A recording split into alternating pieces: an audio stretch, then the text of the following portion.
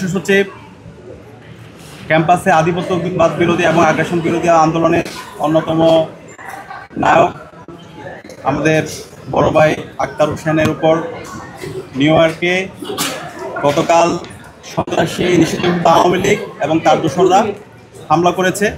এবং একই সাথে আমরা দেখতে পেয়েছি ডক্টর মোহাম্মদ ইউনূস বাংলাদেশের প্রধান উপদেষ্টা ওনার সবার সঙ্গীর উপরে সন্ত্রাসী ছাত্রলীগ এবং নিষিদ্ধ আওয়ামী লীগের সন্ত্রাসীরা হামলা করেছে। আমরা এই হামলার তীব্র নিন্দা এবং প্রতিবাদ জানাচ্ছি। আমরা গত এক বছর ধরে জুলাই বিপ্লব পরবর্তী বারবার বলছি, বাংলাদেশে যারা ফেসিবাদ কায়েম করেছে, যারা জুলাই বিপ্লবের সময় গণহত্যা এবং শিশু হত্যা চালিয়েছে এবং ক্যাম্পাসে ক্যাম্পাসে নির্যাতন নিপীড়ন করেছে, পিলখানা হত্যাকাণ্ড থেকে শুরু করে গত 16 বছরে যে এই হত্যাকাণ্ডগুলো চালিয়েছে, নিষিদ্ধ ঘোষিত ছাত্রলীগ, নিষিদ্ধ ঘোষিত আওয়ামী লীগ এবং তার সকল দোষরদের দৃষ্টান্তমূলক বিচার আওতায় নিয়ে আসতে হবে, গণহত্যার বিচার করতে হবে। কিন্তু এক বছর জুড়ে আমরা এখন পর্যন্ত খুনি হাসিনা এবং তার দোষরদের যেভাবে বিচার আওতায় নিয়ে আসার জন্য যেভাবে তড়িৎ বিচার আয়োজন করা দরকার ছিল, আমরা এখন পর্যন্ত ধীরগতি দেখতে পাচ্ছি। যেভাবে তাদেরকে সামাজিকভাবে প্রতিরোধ করা দরকার ছিল, তার আমরা ধীরগতি দেখতে পেয়েছি। যে কারণে আজকে নিষিদ্ধঘোষিত ছাত্রলীগ, নিষিদ্ধঘোষিত আওয়ামী লীগ তারা বিদেশে এই ধরনের দুঃসাহস তারা দেখাতে পেরেছে। আমরা অন্তর্বর্তীকালীন সরকারকে অনুরোধ করব এবং বাংলাদেশের সকল রাজনৈতিক দলকে ফেসিবাদ বিরোধী আমরা যারা আন্দোলন করেছি, সংগ্রাম করেছি, আমরা সবাইকে অনুরোধ করব, আওয়ামী লীগ প্রশ্নে আমাদেরকে সবাইকে এক হইতে হবে, নিষিদ্ধঘোষিত ছাত্রলীগ প্রশ্নে আমাদেরকে এক হইতে হবে, তাদেরকে যেখানে পাওয়া যায় সেখানে সামাজিকভাবে প্রতিরোধ করতে হবে, তাদেরকে থানায় দিতে হবে। এরা হচ্ছে গণহত্যাকারী, তারা হচ্ছে শিশু হত্যাকারী।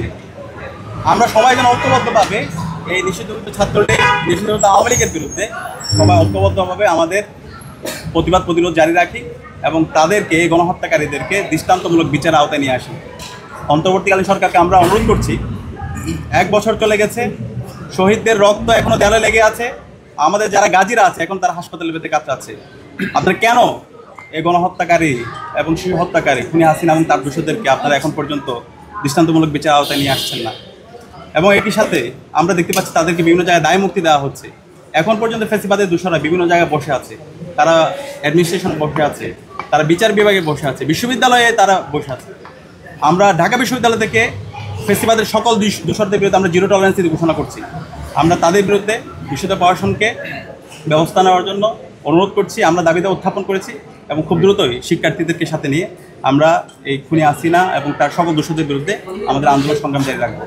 এবং একই সাথে বিদেশে অবস্থানরত বাংলাদেশের যে মিশনগুলো আছে, তাদের দায়িত্ব ছিল নিরাপত্তা এনশিওর করা, কিন্তু আমরা তার ব্যর্থ দেখতে পাচ্ছি। এবং ফেসিবাদের দোসররা যে বিভিন্ন ধরনের ষড়যন্ত্র চক্রান্ত করছে, তাদেরকে যেভাবে দমন করা দরকার, তাদের বিরুদ্ধে যেভাবে আইনানুগ ব্যবস্থা নেওয়া দরকার, সেই জায়গাও আমরা ধীরগতি দেখতে পাচ্ছি। আমরা সবাইকে অনুরোধ করবো, এখনই সময়, আমাদেরকে ঐক্যবদ্ধ হইতে হবে।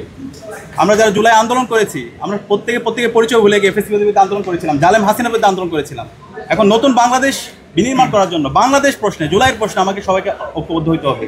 হাসিনার বিচারের দাবিতে এবং নিষিদ্ধ ঘোষিত আওয়ামী লীগের সন্ত্রাসীদের বিচারের দাবিতে, ছাত্রলীগের সন্ত্রাসীদের বিচারের দাবিতে আমাদের ঐক্যবদ্ধ হইতে হবে। বাংলাদেশে আমরা যারা বাংলাদেশপন্থীরা আছি তারাই থাকবো।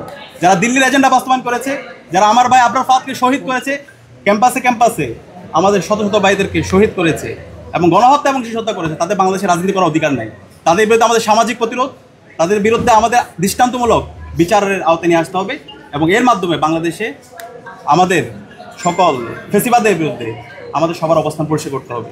আমরা আশা রাখছি আমরা সবাই ঐক্যবদ্ধভাবে এই খুনি হাসিনার বিরুদ্ধে এবং নিষিদ্ধ ছাত্রলীগের বিরুদ্ধে আমরা সবাই ঐক্যবদ্ধভাবে তাদের বিরুদ্ধে আমাদের আন্দোলন সংগ্রাম জারি রাখবো এবং অন্তর্বর্তীকালীন সরকার সেই জায়গায় দৃষ্টান্তমূলক বিচারের আওতায় তাদেরকে নিয়ে আসবে।